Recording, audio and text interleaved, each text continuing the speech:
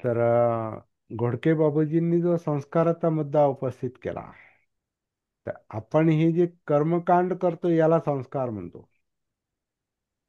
कर्मकांडाचे संस्कार होतात मनावर, लोकांवर. परंतु संस्कारातून कर्मकांड घडते. फक्त कर्मकांडाचे संस्कार होतात असं नाही. संस्कार तसे आहेत म्हणून कर्मकांड. उदाहरणार्थ, असं असं केलं पाहिजे असं एक जे वळण पडलेलं आहे आपल्याला समाजामध्ये, की असं असं केलं पाहिजे, हे लग्न असं असं केलं पाहिजे, अमका विधी असा असा केला पाहिजे, हे संस्कार आपल्यावर पडले, त्यानुसार आपण त्या विधी घेतो. आणि आपण त्या विधींना संस्कार म्हणतो. विधी म्हणजे संस्कार नाहीत, विधीचे संस्कार होतात. आणि संस्कारातून विधी होतो. कोणतेही कर्मकांड घ्या, कोणतेही वर्तन घ्या, हे संस्कारातूनच निर्माण होतं. संस्काराचा अर्थच, कार म्हणजे करणे, कर, आणि संग म्हणजे विथ, ज्याच्या जे असल्यामुळं काहीतरी कृती घडते त्याला संस्कार म्हणतात. जे असल्यामुळे, समजा आता आपल्यावर, उदाहरणार्थ आपण आता शिक्षणाचे संस्कार आपण काय म्हणतो, शिक्षणाचे संस्कार किंवा वागण्याचे संस्कार. तर समजा आता वर्तनाचे संस्कार जर आपण जर म्हटलं, वागण्याचे संस्कार, उदाहरणार्थ घरामध्ये बाळ जन्माला आल्यानंतर ते वाढत असताना ते ज्या लोकांच्या संपर्कात असतं त्या सगळ्यांचे संस्कार त्याच्यावर होतात, म्हणून ते बोलतं, त्याला भाषा येते, त्याचं वर्तन त्याच्यातून तयार होतं त्या आजूबाजूच्या वातावरणामुळे. परंतु मुळातच ते बाळ ज्या आईवडिलांच्या मुळे जन्माला आलेलं आहे, त्यांचे जीन्स, त्यांचे संस्कार, त्यांचं काय म्हणतात, बीज, संस्कारांचं बीज हे त्या बाळामध्ये आलेलं असतं, ते संस्कारच आहेत ते. आणि ते आपण प्रतिज्ञसमुपपादात पाहतो 12 कड्यांमध्ये, अविद्येतून संस्कार निर्माण होतात. अविद्या म्हणजे माहिती नाही, ते कळत नाही. म्हणजे बाळाने काय संस्कार घेऊन जन्माला यावं हे त्या बाळाला कळत नाही, कारण ते बाल आहे. त्याला ते कळतच नाही, ते अविद्येतच जन्माला आलेलं आहे. ते काही कळायच्या आतच त्याने जन्म घेतलेला आहे, आणि त्याच्यामध्ये तो काहीतरी संस्कार घेऊन आलेला आहे. मग काही संस्कार असतील तर त्याला थंडी वाजणं हे पण त्याचं एक संस्कार आहे. बाळ समजा जन्माला आल्यानंतर समजा काकडतात, तर ते शारीरिक संस्कार आहेत, ते कॉन्शियसनेसवरचे, चित्तावरचे संस्कार आहेत. कारण एकदम गर्भातल्या उबदार वातावरणातून ते बाहेर येते, म्हणजे एकदम तापमानात फरक पडतो, आणि म्हणून ते कुडकुडतं, हे पण संस्कारामुळेच आहे. किंवा ते थोडस नंतर हसतं, बाळ हसतं, तर काहीतरी त्याला सुख वेदना होतात म्हणून ते हसतं, दुःख वेदना होतात म्हणून ते रडतं. आणखीन त्याच्यामध्ये जी काही, म्हणजे आईवडिलांच्या संस्कारामुळे, आणि नैसर्गिक, परत निसर्गाचे पण संस्कार, फक्त आईवडिलांचेच नाहीत, निसर्गाचे पण संस्कार जे त्याच्यावर होतात, त्याच्यानुसार त्याचं वर्तन पुढे, जे वाढता वाढता त्याचं वर्तन जे वाढत जातं, तर ते सगळे त्याच्या पाठीमागे संस्कार असतात. आणि त्याला कायिक संस्कार, वाचिक संस्कार आणि मानसिक संस्कार असं म्हटलेलं आहे. म्हणजे काया वाचा मन, किंवा काया वेदना चित्त मनोधम्म, हे संस्कारांमुळेच आकार घेतात. आणि आपण ज्याला कर्मकांड म्हणतो त्यालाच आपण संस्कार विधी म्हणतात. तर ते संस्कारामुळं ते विधी आहेत, आणि विधीचे परत त्याच्यावर संस्कार होतात. म्हणजे परिणाम, संस्कार म्हणजे परिणाम, काहीतरी करायला भाग पाडणारी गोष्ट म्हणजे संस्कार. त्याच्यातून वर्तन निर्माण होतं, वागणं. त्या अर्थानं संस्कार शब्द बुद्धांनी वापरलेला आहे. आपण ज्याला संस्कार, संस्कार विधी म्हणतो, तर ते संस्कार विधी पण आधी काहीतरी संस्कार आहेत ते म्हणून तो विधी करतोय माणूस, किंवा ते तसे प्रकार घडले जातात. आणि मग ते आपण म्हणतो की हे असे धार्मिक संस्कार झाले पाहिजेत. म्हणजे धर्म नावाचे संस्कार हे कोणावर तरी आधी आहेत, तो ते संस्कार विधी घेतो, आणि तसे संस्कार पुढं होतील असं ती एक व्यवस्था चालू राहते ती एक. आणि आपल्याला त्याचा काही अर्थ माहीत होण्याच्या आधीच आपल्याकडून काही कर्मकांड होऊन जातात. त्यातलं चांगलं काय वाईट काय याचा बऱ्याचदा आपल्याला सती नसेल भान नसेल तर त्याचा आपण विचारही करत नाही की अमुक एक पद्धतीनं हे असं असं कर्मकांड केलं, आपण अशी अशी विधी केली तर याचा काय परिणाम होईल, होऊ शकतो का. पण केवळ एक प्रथा परंपरा अं, ह्याच आपण फॉलो करतो, चालवतो, पुढे नेतो, त्याला आपण संस्कार म्हणतो. परंतु संस्कार म्हणजे ऍक्च्युली चित्त आहे. संस्कार म्हणजे ऍक्च्युली मन आहे. संस्कार म्हणजे आपली काया आहे. म्हणून कायिक संस्कार, मानसिक संस्कार, वाचिक संस्कार असा तो संस्कारांचा संबंध. आणि हे सगळं संस्कार संस्कारित अस्तित्वच म्हटलेलं आहे. सभ्ये संखारा अनिच्चाती यदा पय्याय पස්සती अथ निबिंदती दुःखे समग्गो विशुद्धिया. की कशातून दुःख निर्माण होतं तर जे अज्ञानातून आलेले संस्कार आणि संस्कारातून होणारं वर्तन याच्यातून दुःखाची निर्मिती आहे, असे ती गाथा सांगते. तर संस्कार म्हणजे अस्तित्व, संस्कारित अस्तित्व, त्याला संखारा म्हटलेलं आहे. किंवा सभ्ये संखारा दुःखाती यदा पय्याय पස්සती अथ अथ निबिंदती दुःखे एस मग्गो विशुद्धिया. हे शुद्धीकरण, चित्तशुद्धीचा किंवा जागृतीचा मार्ग कोणता आहे तर हे समजून घ्या म्हणतात की सभ्ये संखार म्हणजे हे जीवनच, संस्कारित अस्तित्व हे दुःखच आहे. हे जो जाणतो यदा पर्याय पसती, जो प्रज्ञेने जाणतो, अंडरस्टँडिंगने जाणतो, दृष्टीने जाणतो, त्याचं दुःख कमी होतो. अथ निबिंदती दुःखे, तिथं त्याचं तो दुःखापासून निर्वेद पावतो, म्हणजे तिथं त्याचं दुःख कमी होतो. वेद, त्या निर्वेद म्हणजे ऍक्च्युली ते कंटाळणं असा त्याचा अर्थ आहे. कंटाळा, विरत विरत होतो, कंटाळा येतो त्याला.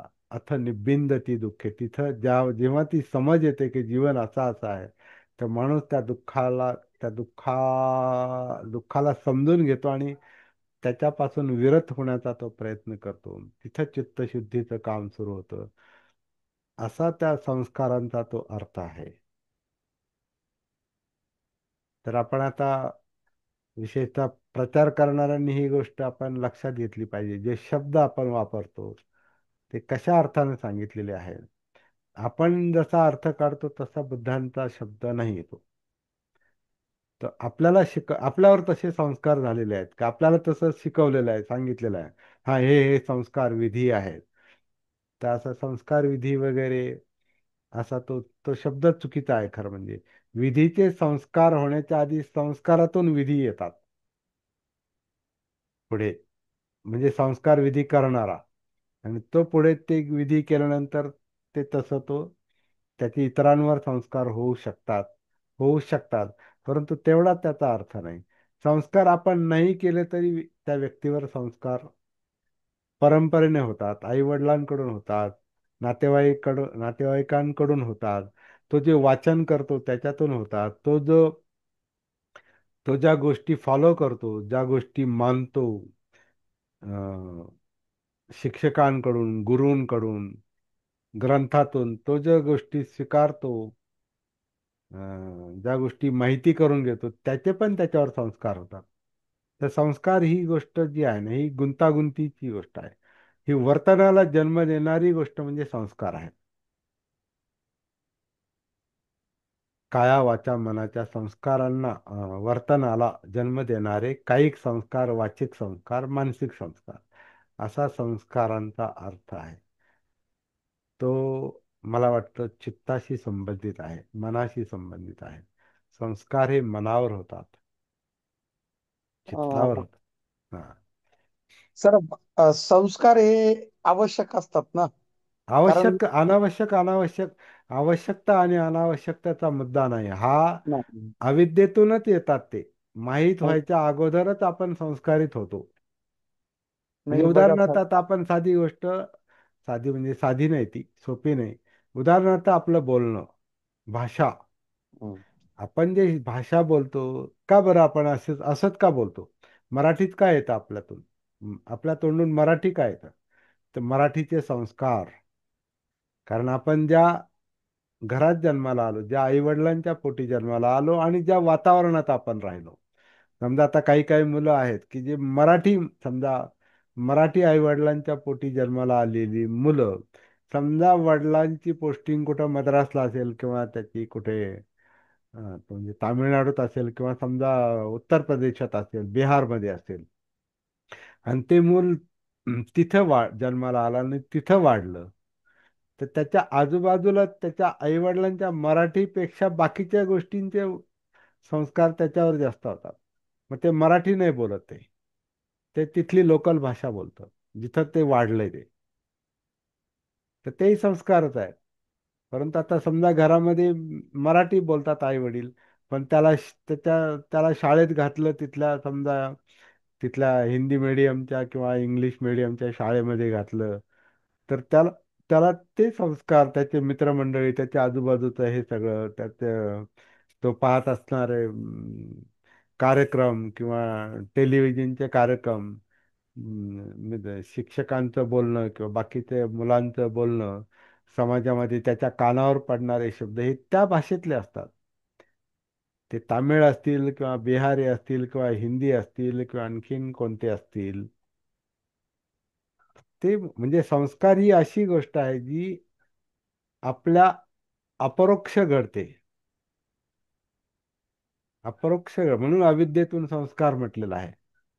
माहीत नाही, व्हायच्या अगोदरच संस्कार घडून जातात आणि या त्याप्रमाणे आपण बोलतो. तसं आता भाषा एक मुद्दा आहे तो. आणखीन याचं हा. याचं उदाहरण सर मला एक या दिवसामध्ये खूप छान आलं. हे जे तुम्ही बोलले ना सर, याचं हा. उदाहरण एक खूप छान आलं. हा. आम्ही हॉस्पिटलला गेलो होतो. हा. एक लहान मूल होतं सर. हा. हा. एक 5-6 वर्षाचं मूल असेल. हो. त्याचे म्हणजे तो मूकबधीर होता सर. म्हणजे 95% त्याला ऐकायला येत नव्हतं. हो. परंतु डॉक्टरचं म्हणणं ते आलं की त्याला ऐकायला येत नाही म्हणून त्याला बोलता येत नाही. हा, बरोबर आहे. बरोबर कारण आहे. तो तसा त्याच्या आई वडिलांना मम्मी पप्पा म्हणत होता, परंतु बाकीचे शब्द त्याला माहिती नाहीत. कारण ते त्याच्या कानावरच गेलेले नाही, त्याला ऐकायला आलेच नाही त्याला. याचं उदाहरण मला मी आता दिसलं ते. वाणी जी असते ध्वनीवरच अवलंबून आहे. वाणीतून निघणारा ध्वनी हा कर्णातून गेणाऱ्या ध्वनीच्या मेंदूवर झालेल्या संस्कारातून वाणीचा ध्वनी निघतो. पण हा ध्वनी, त्याचे कान जर बंद असतील, तर त्याचे जे काही व्होकल सिस्टम आहे, त्याचं जे बोलणं आहे, ते संस्कारितच होत नाही ना, कारण ह्याचं आणि ह्याचं कनेक्शन होत नाही. त्यामुळे ह्याचं आणि ह्याचं होत नाही. म्हणून ऐकण्यावरच बोलणं अवलंबून असतं. किंवा ऐकणं चांगलं आहे, बोलता पण येतं, पर मेंदूमध्ये, नर्वस सिस्टम मध्ये प्रॉब्लेम असेल, तर ते संस्कार त्याचे अशा पद्धतीचे होत नाहीत. कारण संस्कार व्हायला ते मेंदूत शाबूत पाहिजे. नर्वस सिस्टम, मनोविज्ञान शाबूत पाहिजे. मनोविज्ञान शाबूत असेल तर कर्णविज्ञान आणि तुमची वाणी याचं ती लँग्वेज आहे, ती लँग्वेज इकडून पास होते आणि इथून प्रोसेस होऊन ती वाणीतून बाहेर पडते. हा, म्हणून नाक, कान, घसा हे सिस्टम हा परत तो पण भाग असतो त्याच्यामध्ये. ध्वनी जो असतो, नाक, कान, घसा एकत्र, ENT डिपार्टमेंट ज्याला म्हणतात ना, तर ते ध्वनी ध्वनी येण्यासाठी नाकाची पोकळी पण मोकळी पाहिजे. म्हणजे ते व्यक्त होण्यासाठी. नाही तर समजा ते नसेल, जीभ व्यवस्थित नाही किंवा ही सिस्टम बिघडलेली असेल, तर नुसतं ऐकू येऊन उपयोगाचं नाही. ही सिस्टम पण चांगली पाहिजे. ह्या दोन्ही सिस्टम चांगल्या आहेत, परंतु मेंदूमध्ये त्याची प्रोसेस होत नाही.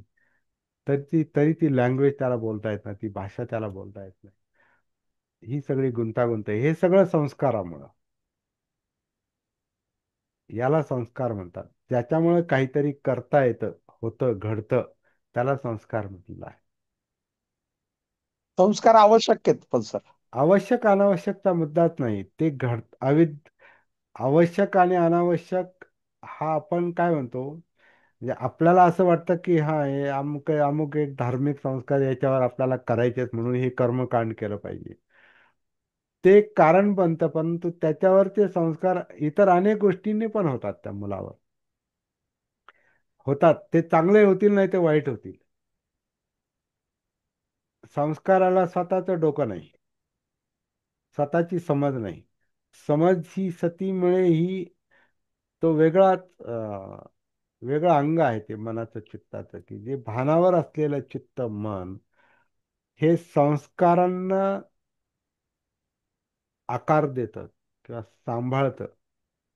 म्हणजे समजा काही वाईट संस्कार मुलावर झाले किंवा व्यक्तीवर झालेले असतील आधी, पण त्याला स्वतःच्या जीवनाचं भान असेल, तर वाईट संस्कार ते वर्तनात येऊ देत नाही ती सती जागृती. नाही, आपण लक्षात. हा. माझं म्हणणं असं होतं, काही संस्कार आवश्यक असतात असं म्हणायचा अर्थ असा झाला. बघा सर, आम्ही अ, तुमच्याकडून खूप काही ऐकतो सर रोज. आणि ते रोज आता तुम्ही जरी ते तसं हा विचार जरी नसला, परंतु आमच्यावर हे सुद्धा संस्कारच होत आहेत सर. तुमचा हो. प्रत्येक शब्द हा आमच्यासाठी संस्कारच आहे. हो. कारण त्यातून या जीवनाची वाटचाल होते. हो, म्हणजे तुम्हाला असं म्हणायचं की आता हे आवश्यक संस्कार आहेत. नाही नाही, आवश्यक म्हणायच्या ऐवजी ते आपल्या जीवनासाठी म्हणजे गरजेचे आहेत. म्हणजे तर आवश्यक आहे. हा. काही संस्कार काही संस्कार होणं जरुरी असतं. हं. त्याला जर समजा आपण ती रस्ताच दाखवला नाही, तर ते भटकत राहील ना सर. त्यासाठी त्याला दिशा देणं आवश्यक राहतं. हा, ही आपली समज झाली, हे बरोबर आहे. ही आपली समज झाली की त्याला योग्य दिशा मिळण्यासाठी त्याच्यावर योग्य संस्कार पाहिजेत, ही आपली समज झाली. आपल्याला समजतं की कशामुळे काय होतं. परंतु याच्यामध्ये जी संस्कार घडण्याची जी क्रिया असते ना, ती मेंदूतली आहे. कारण समजा आता तुम्ही आता समजा काही कार्यक्रम घेता, संस्कार काय म्हणतात, संस्काराचे कार्यक्रम घेतात, विधी बरोबर. संस्कार घेता तुम्ही समजा. संस्कार विधी. हा, संस्कार विधी घेता तुम्ही. बरोबर. संस्कार विधी घेता म्हणजे काय, तुम्ही काहीतरी बोलता, बिलकुल. काहीतरी बोलता आणि काहीतरी करता, कृती करता, है ना. काहीतरी कृती करता कायेनं आणि वाणीनं बोलता. आता ती वाणी जे लोक ऐकतात त्यांच्या कानातून त्यांच्या मेंदूपर्यंत पोहोचते आणि त्यांचं मन त्याने संस्कारित होऊ शकतं. होईलच शकतं. असं नाही, होऊ शकतं. शकतं. हा. ते कशावर अवलंबून आहे, तुमच्याकडून आलेले संस्कार शब्द हे त्याने ऐकलेत का, ऐकणाऱ्याने. आणि जर ऐकले असतील पण ते त्याला समजले का, तर एवढी सगळी क्रिया पूर्ण झाल्यावर मग ते संस्कार विधी, समजल्यानंतर त्यांनी ते केले का? ते पण पुढचं आलं. हे समजलं तर मग ते होणार पुढे. पण इथं इथं ती प्रक्रिया जी आहे ती तुमच्याकडून बाहेर पडणारे शब्द त्यांनी ऐकणं, ते त्याला समजणं, समजले तर संस्कार होतील. नाही, समजले नाही तरी संस्कार होतील. परंतु जे संस्कार त्याच्यावर झालेले आहेत त्याचं जर भान नसेल, तर तर ते चुकीचे संस्कार पण व्यक्त होऊ शकतात. आणि भान असेल तर चांगले संस्कार पण त्याच्यातून व्यक्त होऊ शकतात. कर्मात त्याचं रूपांतर होतं, कर्मात. संस्कारांचा परिणाम कर्म आहे, लक्षात घ्या. म्हणजे तुम्ही संस्कार विधी जे करता ते सगळ्याच संस्कार विधींचे संस्कार हे ऐकणाऱ्यावर होतीलच याची काही गॅरंटी नाही. ते गॅरंटी, अगोदर माझ्यावर झालेले असतात. तो तुमचा प्रश्न आहे, तो तुमचा भाग झाला. पण तुम्ही ज्याला संस्कार विधी म्हणतात ते तुम्ही अशा अर्थानं करता, अशा उद्देशानं करता की मी ज्यांच्या समोर घेतो किंवा ज्याच्यासाठी घेतो त्याच्यावर त्यांनी. ते संस्कार झाले पाहिजेत. येस. बरोबर आहे ना, असा उद्देश असतो ना. हो, बरोबर ना. परंतु ते संस्कार होतीलच याची गॅरंटी नाही. कारण ते त्या व्यक्तीवर अवलंबून आहे, त्या मुलावर त्या माणसावर अवलंबून आहे की तुम्ही ज्याच्यासाठी त्याचा परिणाम कदाचित इतरांवर होईल, पण ज्याच्यासाठी तुम्ही संस्कार विधी करता त्याच्यावर होईलच याची गॅरंटी नाही. का?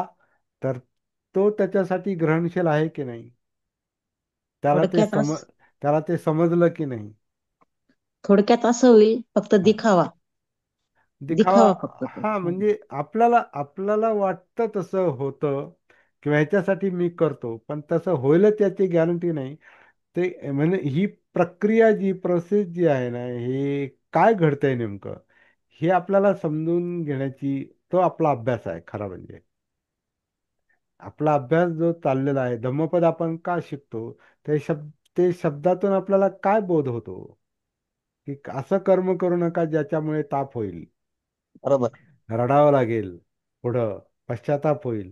असं कर्म करू नका, हे त्या गाथेत जे सांगितलं. तर ह्या गाथेत ही गाथा पोहोचली का आपल्यापर्यंत?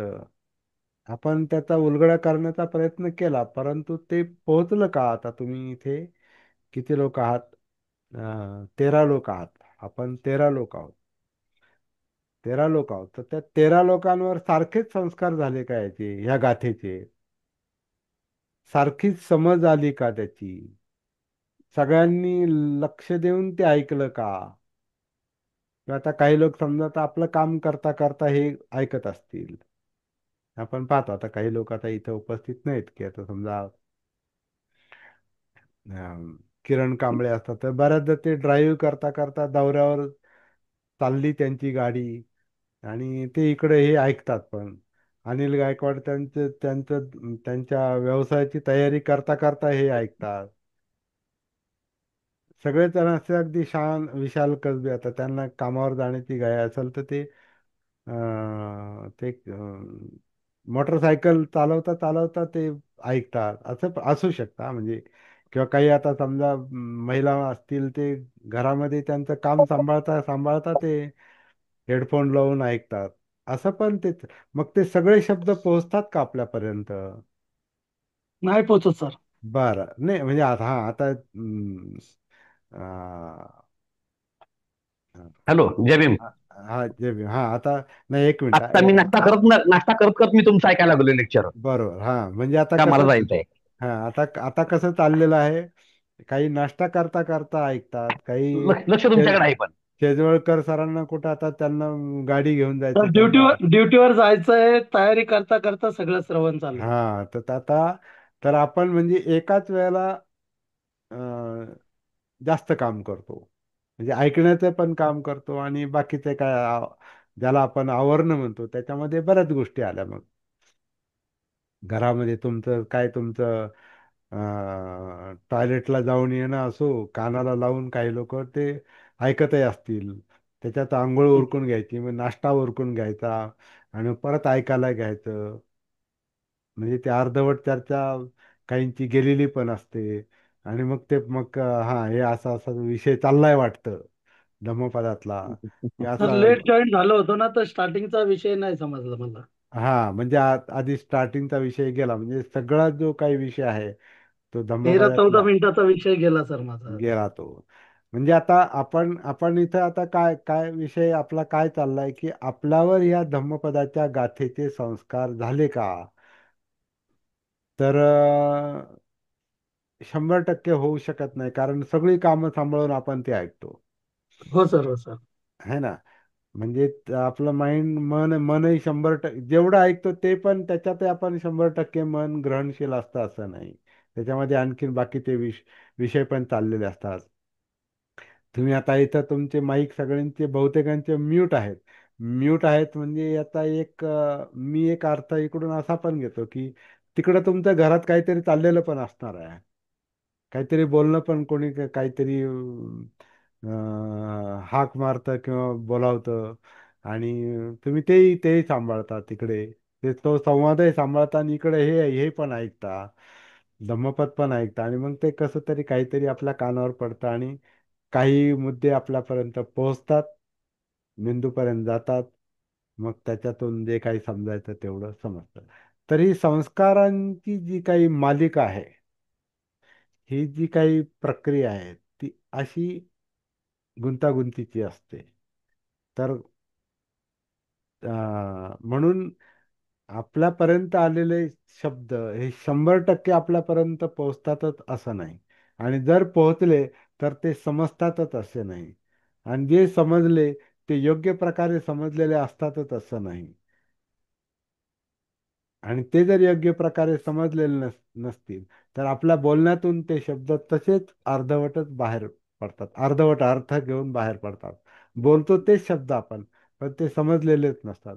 असंही बऱ्याचदा घडत असतं. तर संस्कारांची गोष्ट ही अशी असते की जसं जसं माइंड आहे, जशी परिस्थिती आहे, जसं ऐकलेलं आहे, आणि जेवढी जागृती आहे, समज आहे, जागृती म्हणजे समज अर्थानं, सती जेवढी आहे तेवढे ते शब्द आपल्याला समजतात, आणि त्याचे आपल्यावर संस्कार होतात, आणि मग पुढचं काम सुरू होतं. असा हा संस्कार शब्द आहे. आपला विषय संस्कारांचा आहे. बरोबर सर. हा मला तर मला एक म्हणायचं होतं, हा हा संस्कार जो आहे, जो करणारा जो आहे कुठलीही गोष्ट सर, आता जर समजा उदाहरण जर घेतलं, तुम्ही काही सांगतायत आम्हाला, चांगली गोष्ट आहे ती. आता ती तुम्ही खूप तळमळीने सांगतायत, ते आम्ही किती प्रकारे ग्रहण करायचं हे आमच्यावर डिपेंड असतं. परंतु म्हणून तुम्ही जर सोडून दिलं, ते संस्कार अनित्य आहेत आणि ते करण्याच मध्ये काही अर्थ नाही असं जर म्हणून जर तुम्ही सोडून दिलं, तर आम्ही त्यापासून वंचित राहू शकतो सर. कारण तुमच्याकडे जे आहे ते आम्हाला घेणं आमच्या जीवनासाठी आवश्यक आहे. मग संस्कार करत असताना, कुठलाही विधी संस्कार करत असताना माझा सुद्धा तोच विचार असला पाहिजे. अगोदर तर त्या शब्दानुसार संस्कारित मला व्हायचंय, आणि मग ते दुसऱ्यांना किती घ्यायचंय ते त्यांनी पाहायचंय सर. निष्क्रियवाद अशा प्रकारे, म्हणजे जर त्यांनी अं, जर नाही केलं तर तसं होणारच नाही संस्कार संस्कार हे आपल्यासाठी. माझ्यावर संस्कार होऊ द्यायचे की नाही ही माझ्या इच्छेचा प्रश्न नाही तो.